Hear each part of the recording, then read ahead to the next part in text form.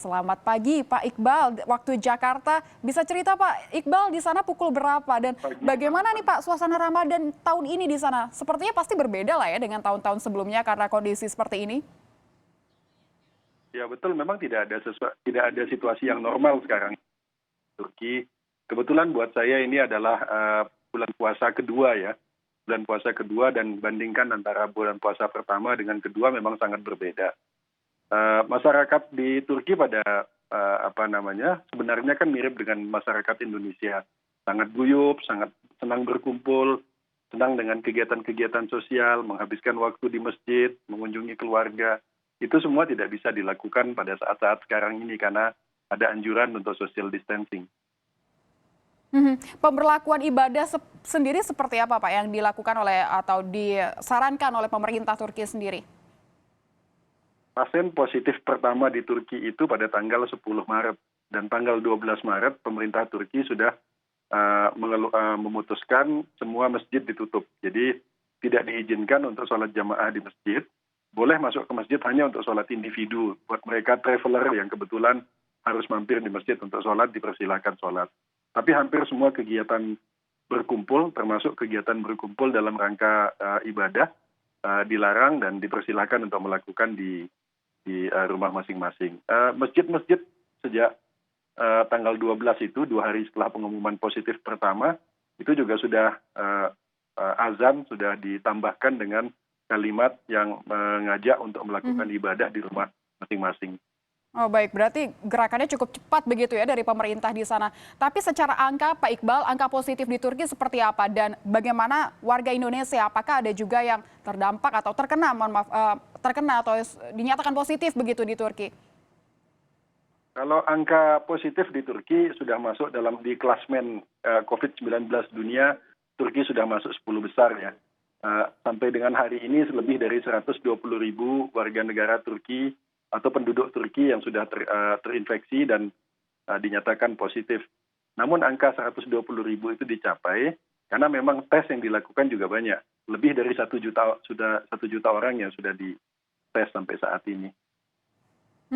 Mengenai warga negara Indonesia ada 3 orang yang terinfeksi dinyatakan positif. 1 orang meninggal dunia di Istanbul.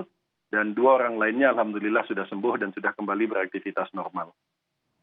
Baik Pak, terakhir mungkin bagaimana kegiatan di KBRI sendiri, mengingat mungkin pasti adanya lockdown tadi sebelumnya Bapak bercerita ya, atau pembatasan sosial begitu di sana. Ya jauh-jauh sejak awal sekali kami sudah dari KBRI sudah melakukan, saya sebut sebagai ambasador virtual visit gitu. Jadi berkunjung tetapi melalui fasilitas Zoom. Jadi kami berkunjung ke 81 provinsi yang ada di Turki, bertemu, kemudian menenangkan masyarakat dan mendengarkan keluh kesah mereka kalau mereka ada keinginan untuk mendapatkan bantuan, dukungan, dan sebagainya. Karena dalam situasi seperti ini, hampir semua masyarakat kita menghadapi permasalahannya sendiri-sendiri. Tetapi yang paling penting adalah di awal kita menenangkan mereka dan menyampaikan ke mereka bahwa negara hadir melalui KBRI. Dan kami siap memberikan bantuan kapanpun mereka membutuhkan bantuan.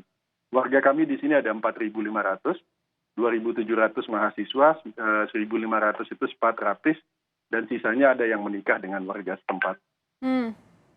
Terakhir Pak Iqbal, saya penasaran bagaimana warga di sana memenuhi kebutuhan berbuka puasa dan sahurnya. Kalau memang diberlakukan atau physical distancing atau pembatasan sosial begitu, bagaimana Pak di sana untuk memenuhi kebutuhan untuk makannya?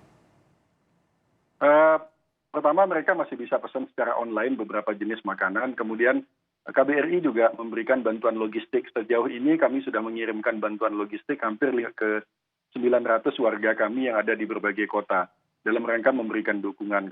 Jadi dari KBRI memang kita membuka link di internet bagi mereka yang meminta bantuan dukungan selama selama lockdown tersebut gitu. Dan kita juga menyediakan acara-acara baik KBRI, Dharma Wanita, kemudian PPI, kita bersama-sama membuat acara secara daring. Macam-macam acaranya mungkin mulai dari konseling psikologi, kemudian ceramah agama, kemudian memasak dengan William Wongso, kemudian diskusi, macam-macam ya. Baik, Bapak Lalu Muhammad Iqbal, terima kasih telah berbagi waktunya bersama Kompas TV. Sampaikan salam kami untuk teman-teman di sana. Bapak semoga sehat selalu. Terima kasih.